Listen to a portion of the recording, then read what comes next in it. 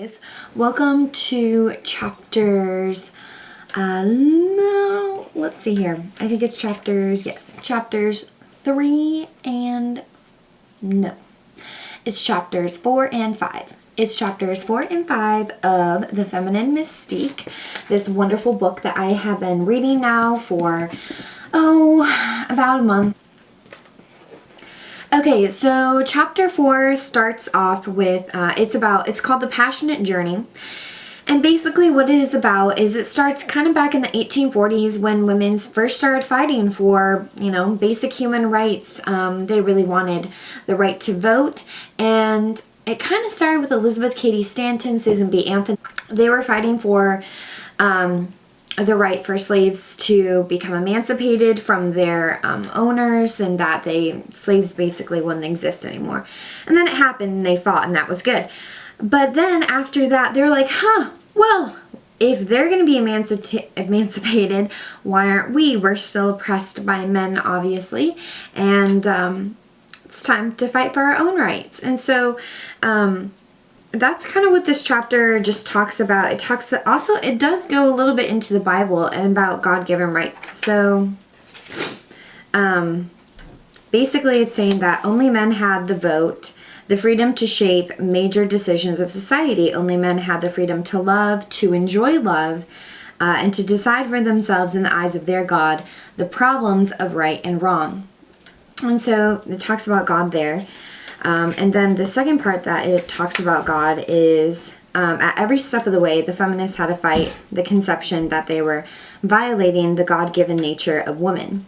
And so Frieden then goes into some of the things that St. Paul said, which I'll read real fast. St. Paul said, "And the head of every woman is man. Let your women be silent in the churches, for it's not permitted unto them to speak. And if they will learn anything, let them ask their husbands at home, for it is a shame for a woman to speak in the church. But I suffer not a woman to teach, nor to usurp authority over the man, but to be in silence. For Adam was first formed, then Eve. St. Peter said, likewise, ye wives, be in subjection to your husbands." St. Paul is basically using the Bible as a way to make women submit to men. And I'm pretty for sure God would not be happy about that. I mean, I'm pretty for sure you shouldn't be having anybody be subjected to anyone else. He doesn't like oppression. He doesn't like slaves. I think that's kind of obvious, especially in the Old Testament and even in the New Testament as well. But because it's a cultural thing, this is how women are grown up. How we grow up, how we believe the world is around us, is going to also shape how we read the Bible, how we read Scripture. And I don't think we tend to think about that. It's a really unconscious thought that people have when you're reading Scripture, and even when you're talking about it to everybody. I mean, in any actions that you are going to have on another person, you are putting all of your biases, all of your opinions, all of the ways that you have been grown up and nurtured are also going to go into your actions and further into your consequences. Any ways that we have been brought up in life are going to be brought into when we're reading the Bible. Dr. Novakovic also pointed this out a little bit, that the reader and the text have a special connection with each other, where the reader already has, opinions, biases that they have formed while also reading the text. And so they're going to read the text in a specific way. We all read the text Bible in a different way from one another because we've all grown up thinking different things. So we're already going to have, pre-opinions, prejudgments on what to believe, what not to believe. And so a way to kind of bring in the cultural reasoning from Hayes to this feminine mystique is that we have St. Paul here who talks about, women should not be permitted to speak in the church or to be, involved in the church or any way. Don't usurp authority. Be subjected to men's control. Well, I also have to think, that's also how he was grown up to believe. I can read the Bible as a feminist right now and see that, there are parts of it where women or definitely don't have a leadership role. But I can also see that the Bible does it's meant to be for everybody. It's meant to be for men, and it's meant to be for women, and you can read it, you know, in that way. Well, St. Paul obviously was not reading it in that way. St. Paul was reading it in the way that, oh, men are the authority, because that is how he was raised. He's raised in a time where that was okay. So the sexual solipsism of Sigmund Freud basically just talks about Freudian theory, and how it's completely wrong, I guess. I studied a little bit of Sigmund Freud in high school, but I never have been exposed to all of his ideas at once in a very long chapter, but, you know, good chapter nonetheless. Basically, it's saying, Frieden is saying that the feminine mystique derived its power from Freudian thought, which kind of basically misinterprets the frustration of women and men at birth when they are being born and being nurtured. And it's saying that because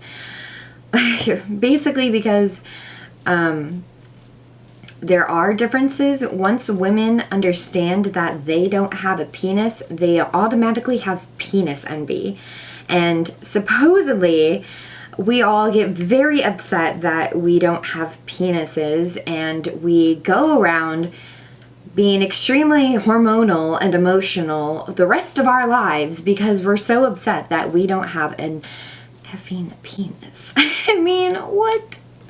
So I don't know how that ever became an actual theory, but so many people latched onto it. I think everyone was latching basically onto some cultural theory because they wanted to believe that they wanted, you know, structure. Everybody wants boundaries. That's just a fact of life. We all want something to latch onto, and I think especially after the war, men and women both want to latch onto some idea about how to go on from here. How do we go on and live our lives? And I think that in this time, women did that, and they latched onto the theories, both men and women latched onto the theories of Sigmund Freud. It is recognized now that Freud never gave proper attention, even in man, to growth to the ego of self, which is completely true. I love when Frieden says that. Freud never actually, he doesn't talk about people's feelings or their emotions or anything, which is really weird because as a sociologist, talking about group feelings and group issues is kind of a big thing. But no, he focused on all of the biological differences between man and woman, and how because we have a vagina and we can give birth, that makes us obviously lower on the totem pole. He couldn't ever reason through that. I don't think he ever got out of this state of mind that you know, women can ever be something more. I think it's because that's the way he was brought up, and that's the way he continued to live his life. He never thought of thinking any other way, any other kind of way. So his reason definitely propelled his philosophical thought, okay, especially when reading the Bible and believing that women are truly supposed to be submitting to men. I think the second idea that I get from Hayes and chapter 5 with Freud is that there's definitely a sense of authority. Authority is, I think, a really big idea that we never really look into all too much. At least I never really have. But it's true. Freud's ideas propelled, you know, throughout the 1940s, 50s, 60s, you know, and people latched onto it. It's crazy how much authority Freud actually had.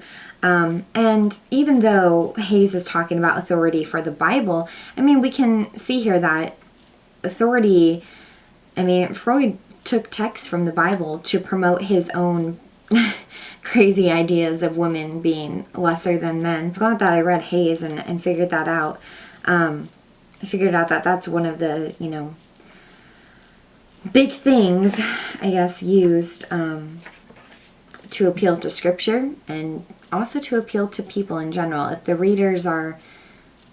If you're appealing to readers and readers are reading the scripture, then you better be promoting, you know, the ideas that you want to promote. And Freud definitely did that. Overall, my thoughts on the book. I really liked it.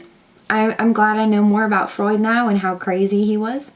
I also really liked the passionate journey. I thought that, you know, I've definitely like read up on all this before, but I think it's interesting to see Frieden's perspective on how women, how we fought through everything for a long time.